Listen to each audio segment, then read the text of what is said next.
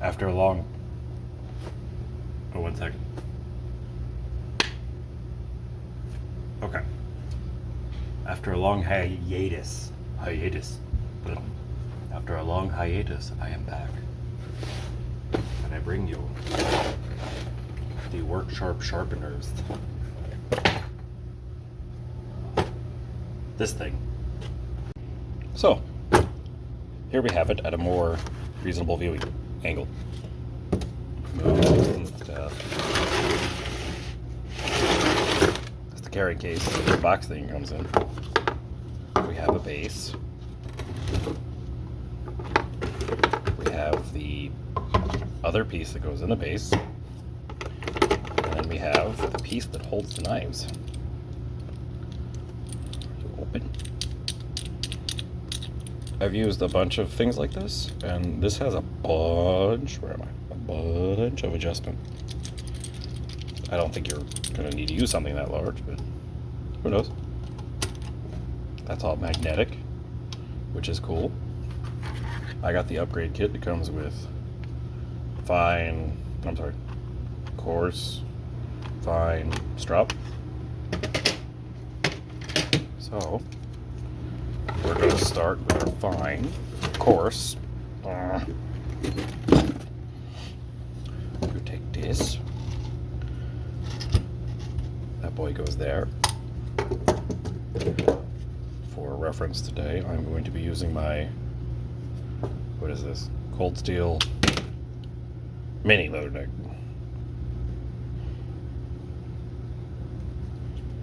Yeah, baby knife. So this rotates easier in one direction than the other, so I like to make sure I'm lining it up in the right direction. And then you have this little thumb wheel. Tighten it. A little bit of wiggle. A little bit more. Little magnet in there. That is a stop. This is a stop. And this is the part that's kind of hard to show you on camera. If you're sharpening a factory knife, you can kind of... Where's the camera? There it is. You can like... kind of line up your cutting edge. See, that's a little bit...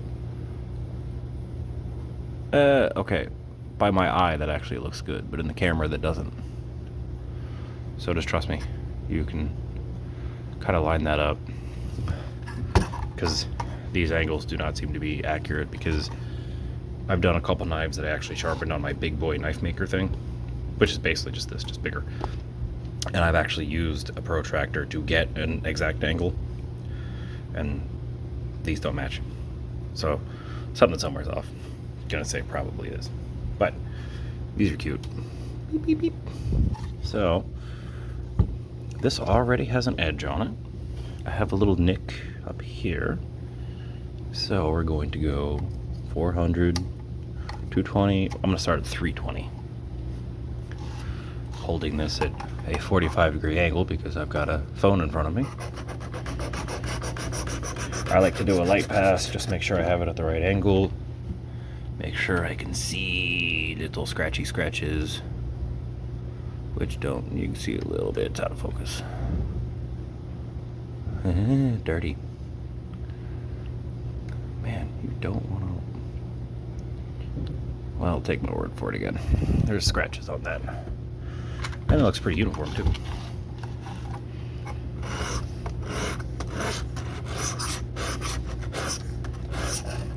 Alright. So I make sure I'm getting the whole cutting area.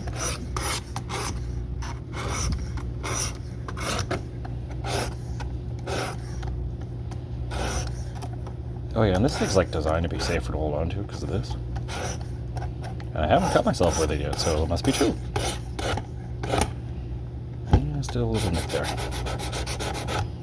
So, none of the edge rolled over. If you're new to knife sharpening, are you loose again? No, okay, I'm good. if you're new to knife sharpening, a very easy way to determine you're getting sharp. Start doing this on the opposite, yeah, right there. On the opposite side of the one you're sharpening. And you feel a little hesitation there. It's a burr. See, it's actually like catching part of my finger. So this spot is sharp, you know, at least the first stage is sharp.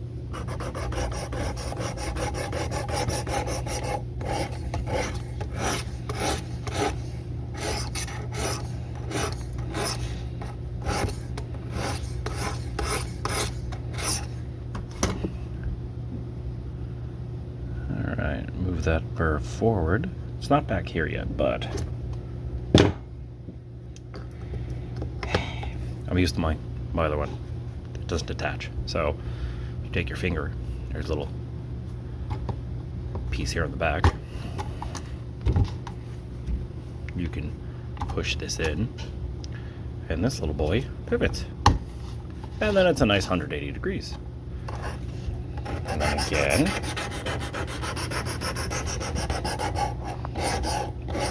Getting nice scratches the whole length of the blade.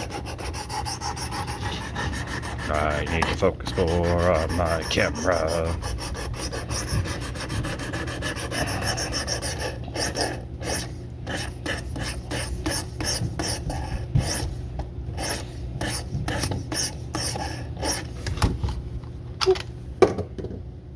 Yes. All right, I got a little burr rolled over on that side.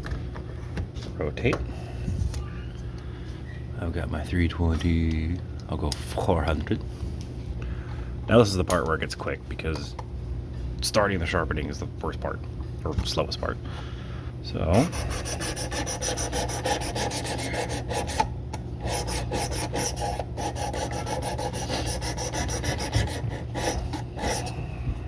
alright. Yep, burr rolled over the whole way across. Whoosh. Click.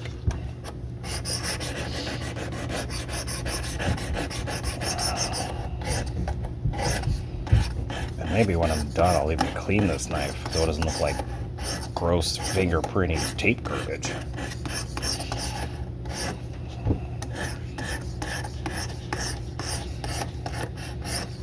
Alright, so this one only goes up to 400, so we'll pop it off.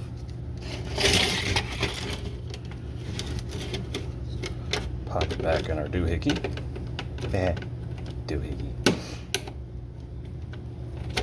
Make sure you force it as much as you can. What are you doing?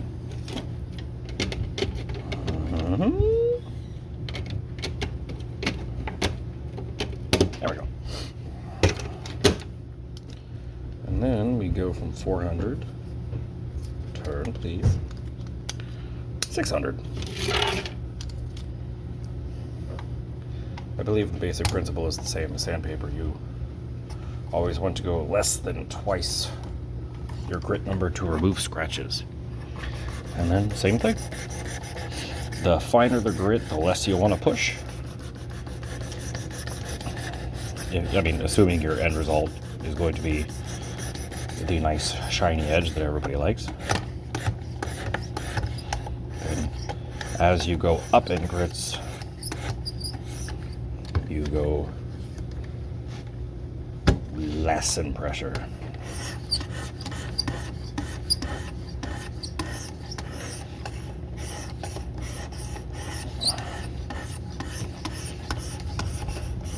All right, we got 800. Oh, I'm sorry, 600. Now we go 800. And I'm sure if you make sure you flip it every time and do a totally even number of passes and amount of pressure, you could probably get it like precisely sharp, but I'm mostly concerned that it's able to cut things. I'm sorry, was I out of frame? I'm doing a bad job. I'm out of practice. So light pressure, light pressure.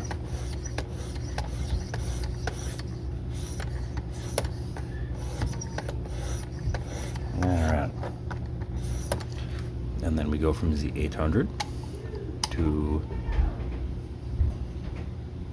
ceramic. Again, less pressure.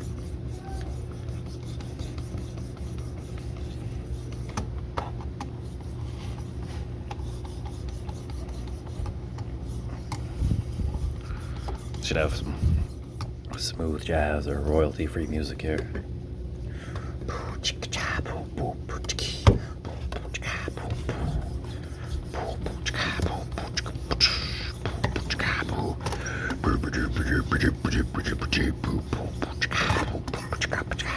Okay, that was stupid.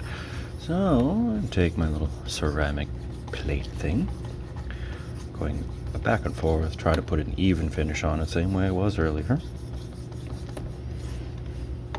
And then I rotate it back. Just, again, real light pressure. And I call that done. Put this back in my doohickey holder. And then the leather strap. Now this comes pre-impregnated with green compound. You see, I need to reapply some of my own stuff, but all the leather does is serve to remove the little bit of burr you centered on that blade so it's actually sharp. So this is the complicated part. I'll zoom. I said I'll zoom. Where am I? So this is the opposite motion. You want to start in, and you want to try and get the whole thing in one pass, and you don't want to roll off the edge to get the most pretty finish.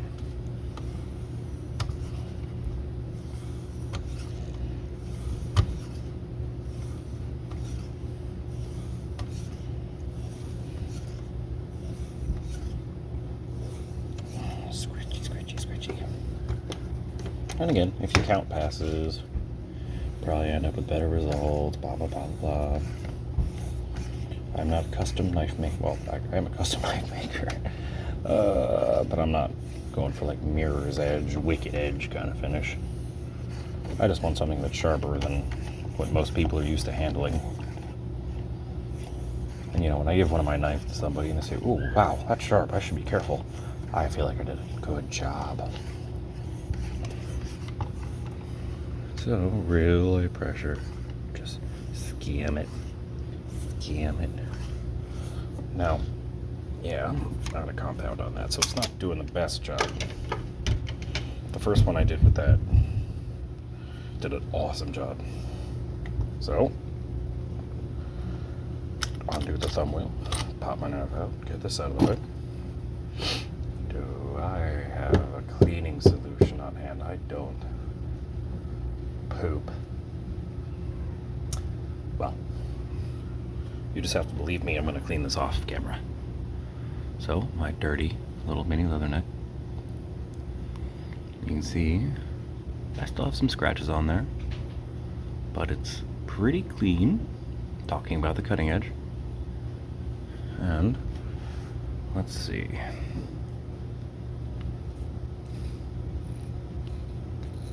And see, look at that. It's like 13 minutes of video in this clip, however much the previous is. I could have done that in half the amount of time. But yeah, so that is worksharp. Whatever this is. Worksharp precise angle thingy. Ouch. It makes things sharp.